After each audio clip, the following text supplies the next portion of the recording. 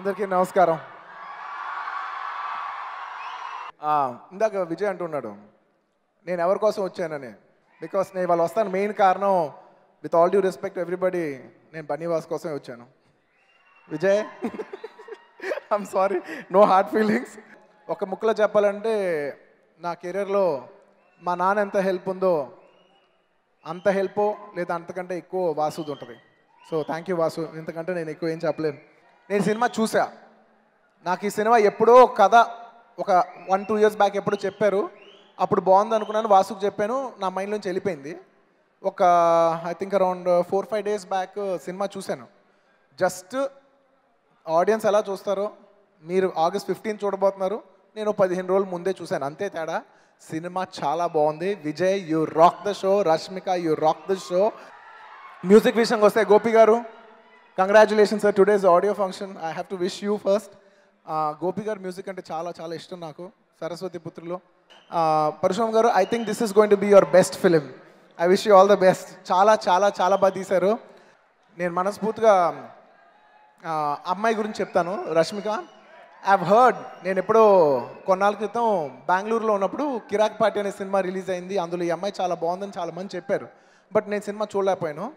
నేను చూడటం first work ఈ అమ్మాయిదే చూశాను. అండ్ నాకు ఈ కథ సినిమా కథ తెలుసు. నాకు ఎప్పుడో లాంగ్ బ్యాక్ చెప్పారు.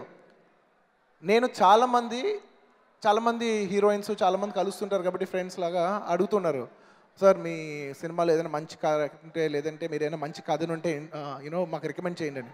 నేను పర్సనల్గా ఆల్మోస్ట్ ఒక 2-3 అమ్మాయిలు పెద్ద పెద్ద హీరోయిన్స్ ఫోన్ చేసి, మీరు అడిగారు కదా నాకు గుర్తుకొచ్చింది, నేను ఒక కథ విన్నాను చాలా బాగుంది, మీకు కానీ ఆ ఫిల్మ్ వస్తే వదలొద్దు అన్నాను.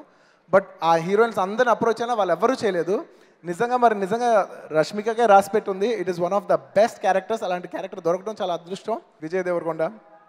అర్జున్ అంటే ఇప్పుడు చెప్తాను, అర్జున్ రెడ్డి సినిమా చూసిన తర్వాత వాసుని అడగండి, నేను ఒక 1 week ఎవరిని కలవాలా, ఎలా ఏ సినిమా చేస్తున్నాం మనం ఎలా డిస్టర్బ్ అయిపోయాను. నేను చాలా రోజులు ఆల్మోస్ట్ ఒక 1 week to 10 days చాలా డిస్టర్బ్ అయిపోయాను.